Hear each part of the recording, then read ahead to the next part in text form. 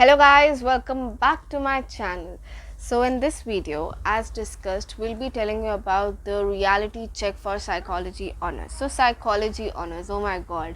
अब सब आप बोलोगे कि यार तू रियलिटी चेक कैसे दे रही है, तू तो इको पढ़ रखी है, तुझे कैसे पता है? यार मैंने बहुत रिसर्च करी है, जो मैं बिलीव करती हूँ मैं थोड़ी बहुत सही हूँ उसमें। मैंने रिसर्च करी है, मैंने लोगों से बात करी है, मैंने स्टूडेंट्स से बात करी है, मैंने स्टूडेंट्स की कॉन्वर्सेशंस पढ़ी हैं। आप भी कर सकते हो यार, ये रिसर्च बहुत मिनिमल है, आप खुद जाके कर सकते हो। बट आई डोंट थिंक कि अगर आपके पास एक रेडीली अवेलेबल ऑप्शन है तो आप लोग जाके करना चाहोगे research. So let's begin the video. So okay, तो पहले हम एक छोटी सी बात करते हैं कि साइकोलॉजी ऑनर्स की। ठीक है, साइकोलॉजी एक ऐसा सब्जेक्ट है जो आई थिंक सुनने में सबको इंटरेस्ट करता है कि यार मैं अपना एक्सपीरियंस बताऊंगी। मैं जब 12th में थी तो जब मैं ड्यू का फॉर्म भर रही थी ना, तो देवर द उस टाइम पे ऐसे ऑप्शंस होते थे, अब नहीं है बट उस टाइम पे होते थे कि आप वो वाले कोर्सेज भर दो जिनके लिए आप इंटरेस्टेड हो या फिर आप एप्लीकेबल हो। तो मैं इकोनॉमिक्स ऑनर्स के बाद मैंने फटाफट जाके साइकोलॉजी ऑनर्स भरा था, बीकॉम ऑनर्स भी नहीं भरा था, बिकॉज मुझे साइकोलॉजी सुन के इतना इंटरेस्ट हो गया था। एंड उसके बाद जब मुझे पता लगा था कि मेरी एक सीनियर जिसने कॉमर्स विद मैथ्स करी और अब वो साइकोलॉजी ऑनर्स कर रही है, तो मुझे ऐसा हो गया था यार मुझे भी ये बहुत बढ़िया लग रहा है, सुनने में मज़ा आएगा इसमें। बट वो अलग बात है कि मेरा एडमिशन हो गया था इको में एंड मैंने उसके बाद ज़्यादा भाव नहीं दिया उस चीज़ को। तो ठीक है, मतलब वो करते तो कुछ और होते, ये कर रहे हैं तो कुछ और है, उस चीज़ के बारे में नहीं सोचते जो नहीं किया। तो अब पहली चीज़ हम स्टार्ट करते हैं कि यार कौन कर सकता है साइकोलॉजी ऑनर्स, यार कैसे? तो साइकोलॉजी ऑनर्स माय लव कोई भी कर सकता है, एनी वन कैन परस्यू। जिसके पास 12th की डिग्री है वो साइकोलॉजी ऑनर्स परस्यू कर सकता है। साइकोलॉजी ऑनर्स के लिए कोई मिनिमम रिक्वायरमेंट नहीं है कि आपके पास ये सब्जेक्ट होना चाहिए या कुछ ऐसा है, कोई भी कर सकता है। हाँ, बीए साइकोलॉजी ऑनर्स कोई भी कर सकता है। बीएससी साइकोलॉजी ऑनर्स के लिए आपके पास साइंस होना ज़रूरी है, ये अलग अलग कोर्सेस हैं बच्चा लोग। ठीक है, तो बीए साइकोलॉजी ऑनर्स कोई भी कर सकता है। हाँ, ये है कि अगर आप कॉमर्स स्ट्रीम से जा रहे हो तो आपका शायद कुछ एक आध % कट होता है एंड सिमिलरली साइंस में होता है, मतलब I am not sure about it, but आपको ये चीज़ चेक करनी पड़ेगी। परसेंटेजेस 2.5 से 1% शायद कट होता है। अगेन आपको दिल्ली यूनिवर्सिटी की या जिस भी यूनिवर्सिटी में आप अप्लाई कर रहे हो उसमें आपको एक बार ही जाके चेक करना पड़ेगा। बट अब तो शायद एंट्रेंस एग्ज़ाम्स आ गए हैं, होपफुली जैसे हर साल आते हैं, तो इस बार भी आ ही गए हैं, तो हो जाएगा ड्यू का, तो वो आपको बता देंगे कि कैसे है सिस्टम क्या है। बट या कोई भी कर सकता है साइकोलॉजी ऑनर्स। अब ऐसा यार कोई भी कर सकता है, बट मोस्टली बच्चे जो आर्ट्स वाले हैं जो साइकोलॉजी ऑनर्स परस्यू करते हैं, या कॉमर्स वाले भी, उन लोगों के पास मैथ्स ऑप्शन नहीं होता है। They have not studied maths और वो छोड़ देते हैं maths. But let me tell you again this thing my love, psychology honours में मैथ्स होगा। Yup, you heard me right, maths होगा। आई गेस आप लोगों ने 11th या 12th में कुछ पढ़ा था स्टैटिस्टिक्स इन साइकोलॉजी, जो कि एक चैप्टर था। ठीक है, देखो मैंने रिसर्च करी है, मैंने पढ़ा नहीं है, तो अब वो एक पूरा सब्जेक्ट होगा। आप जाओ, आप जाके देखो ड्यू की वेबसाइट पे, जो कि मैं बात कर रही हूँ ड्यू की, आप और भी किसी के वहाँ पे जाके देख सकते हो। स्टैट्स फॉर साइकोलॉजी या statistical method for psychology is I think the correct name जो आपको मिलेगा। तो वो एक पूरा सब्जेक्ट होगा और वो स्टैट्स में आपको अगेन थ्योरी नहीं पढ़ाएंगे जैसे 11th-12th में पढ़ाई थी, वो आपको प्रॉपरली स्टैट्स कराएंगे। अब ऐसा है कि ठीक है यार कर लेंगे, ओके अच्छी बात है। अब क्या होता है कि अब जिन बच्चे स्टैट्स करते हैं या मैथ्स करते हैं, और मोस्टली बच्चों की ना रिटेंशन पावर थोड़ी कम होती है, लाइक रट्टाफिकेशन वाली पावर, तो हमें साइकोलॉजी में वो चाहिए होगी। Yes, you would need that. Psychology में आपको अच्छे से याद करने वाली चीज़ें आनी चाहिए, बट उसके साथ उसको अप्लाई करना आना चाहिए, क्योंकि it's like business studies, if you can relate. Business studies में बहुत ज़्यादा थ्योरी होती थी, इसमें भी बहुत ज़्यादा थ्योरी होगी। अगर एक पेपर मैथ्स है तो बाकी के 4 पेपर या 3 पेपर सिर्फ थ्योरी बेस्ड होंगे, तो आपको अच्छे से पढ़ाई करनी पड़ेगी। लेकिन जो क्वेश्चन आएंगे वो थ्योरेटिकल नहीं आएंगे, दिल भी एप्लीकेशन बेस्ड। आपको गेस करना पड़ेगा कि मैं इसमें क्या पुट करूँ, और उसके हिसाब से जो आपने रट्टा मारा है आपको वो लिखना पड़ेगा। तो दोनों चीज़ें हैंड इन हैंड आएंगी, तो इट्स लाइक बीएसटी।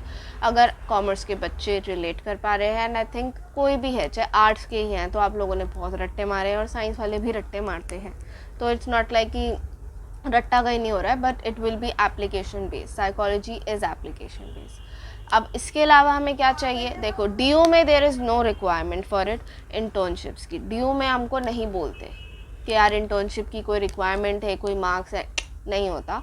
बट आप आगे जब जाओगे फॉर योर जॉब्स या आगे फर्दर स्टडीज़ में, वो आपको बोलेंगे कि इंटर्नशिप्स क्यों नहीं है, क्योंकि psychology is a practical course.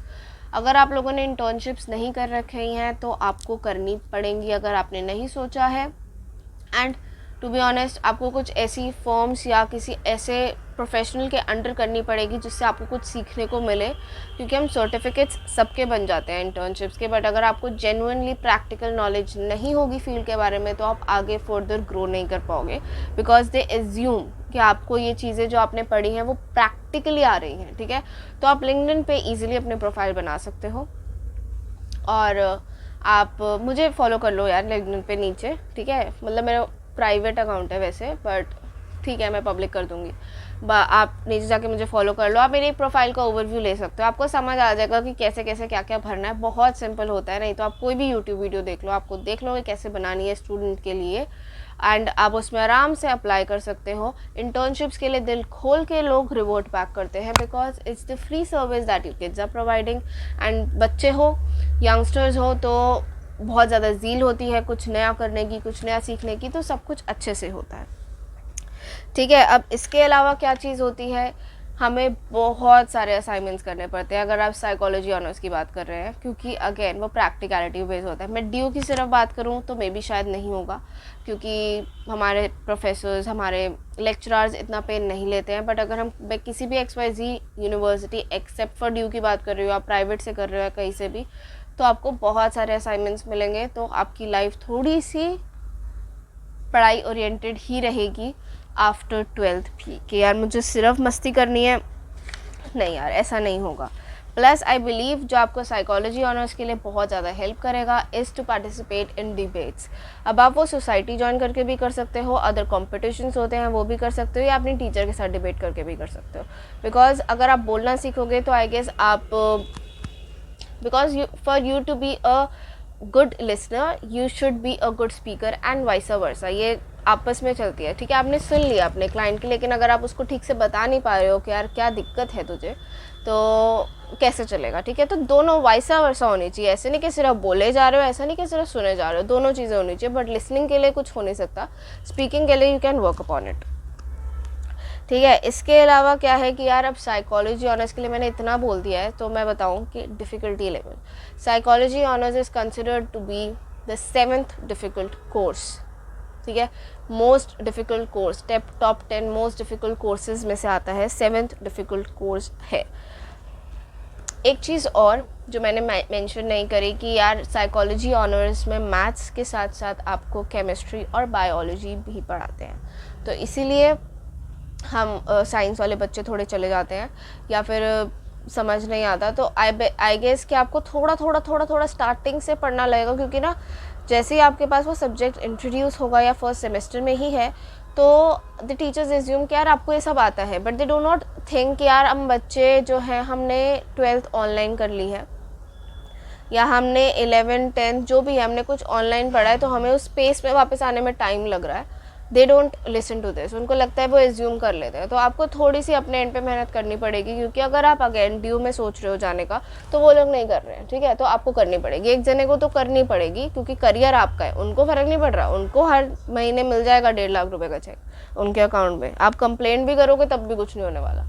तो ये चीज़, प्लस आई गेस जो to keep in pace for psychology honours you have to read a lot of research papers. ये चीज़ें अगेन हैंड इन हैंड चलती है, कोई बोलेगा नहीं बट करना पड़ता है। तो रिसर्च पेपर्स आपको बहुत सारा पढ़ना पड़ेगा। और अगर आप सोचो कि यार मैंने फर्स्ट सेमेस्टर में एक सब्जेक्ट पढ़ लिया तो हो जाएगी मेरी लाइफ सेट, ऐसे नहीं होने वाला। अगर आप उस फर्स्ट सेमेस्टर का भूल गए हो ना, जैसे अगर आपने रिवाइज नहीं करके रखा ऑन टिप्स की कैसे, तो आपको पता भी नहीं लगेगा वो चीज़ कब आपके 2nd 3rd 4th सेमेस्टर में आपसे पूछ लेंगे, चाहे वो आपके सिलेबस में नहीं होगा लेकिन वो पूछ लेंगे। और सब और कोर्सेज के साथ ऐसा नहीं होता है। जैसे मैं इकॉनर्स का एग्जांपल लूँ, तो अगर हमने कुछ फर्स्ट सेमेस्टर में पढ़ लिया तो ऐसा नहीं था कि वो उस सब्जेक्ट का आगे कंटिन्यूएशन पार्ट है वो ही पूछेंगे। ऐसा नहीं है कि वो पूछेंगे कि आपने फर्स्ट सेमेस्टर में क्या पढ़ा था, कंटिन्यूएशन पूछते हैं। तो कभी कभार क्या होता है कि उस कंटिन्यूएशन में कुछ चीज़ें जो इररिलेवेंट होती है वो बंदा भूल जाता है, लेकिन इसमें इरेलीवेंट कुछ नहीं है, there is everything relevant in this course. तो पूरा 3 साल अच्छे से मेहनत करने वाला है अगर आप आगे परस्यू कर रहे हो साइकोलॉजी तो। अदर दैन कुछ नहीं है। बाकी अगर आप ड्यू से कर रहे हो तो वो चीज़ें साइमल्टेनियसली चलेंगी, टीचर्स नहीं पढ़ाएंगे, they will not recommend you anything. और अब ऑनलाइन हो रहा है तो आपको कुछ 1-on-1 इंटरेक्शन भी नहीं हो रहा है, उनको कोई फ़र्क नहीं पड़ता। इंटरनल्स में मार्क्स वो दे देंगे, आपके ओपन बुक टेस्ट में भी मार्क्स आ जाएंगे, बट जो आप एक्चुअल में आपको क्या नॉलेज मिल रही है अगर उसमें नहीं है तो आपका फर्दर फ्यूचर आपका ख़राब हो रहा है। They don't give F about it, ठीक है। तो if you found this anything helpful, कुछ भी लगा यार नहीं मुझे क्लियर आउट हुई चीज़ें यार, इसमें ऐसा ऐसा है, मैं नहीं कर पाऊँगी या मैं नहीं कर पाऊँगा, तो सोच लो। मैं डरा नहीं रही हूँ, मैं हर बारी बोलती हूँ मैं डरा नहीं रही हूँ। प्लीज़ एक बारी सोच समझ के करो बस जो भी कर रहे हो, क्योंकि हम लोग इम्पल्सिव डिसीजंस लेते हैं और बाद में रिग्रेट करते हैं। तो सोच लो, समझ लो और कर लेना। अगर पसंद आए तो सब्सक्राइब कर देना, लाइक कर देना, और हम अगले हफ्ते मिलेंगे। Bye bye.